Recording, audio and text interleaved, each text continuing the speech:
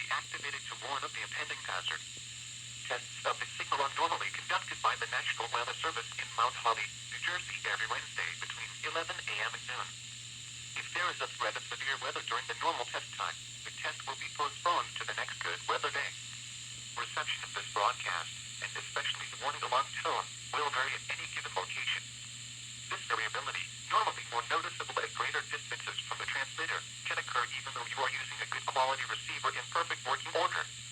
The warning alarm tone will be activated for hazardous weather watches and warnings for the following counties, independent cities, and marine areas in near the Upper Delmarva Peninsula, in Maryland, Emerald, Baltimore, Caroline, Seattle, Dorchester, Hartford, Howard, Kent, Queen Anne, Baltimore City, and Chesapeake Bay north of Trump Point.